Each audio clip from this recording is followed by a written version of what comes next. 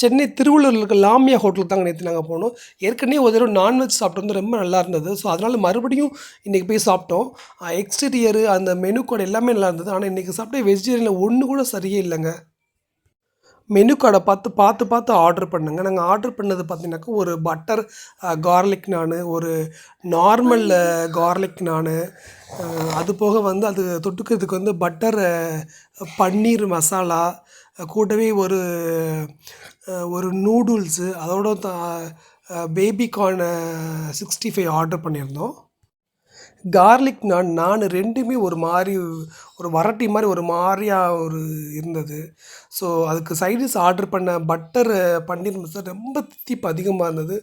Noodles கேட்கவே வேணாம்யா! உண்மையிலே அந்த நூடுல்ஸை சாப்பிடவே முடியல. என் பசங்க 2 பேரும் திங்க முடியாம தின்னாங்க. காசு குடுத்து வாங்கிட்டோமே அப்படிங்கிறதுக்காக நாங்க திங்க சொல்லியிருந்தோம்.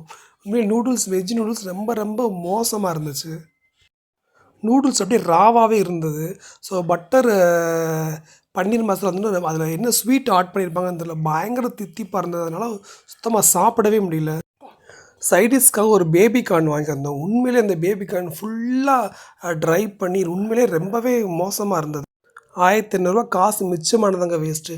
வெஜிடேரியனுக்கு லாம்னியா ஹோட்டல் கண்டிப்பா போகவே போகாதீங்க. ஸோ லாம்னியா ஹோட்டல் ஃபைனல் கமெண்ட். சாப்பாடு நல்லாவே இல்லை.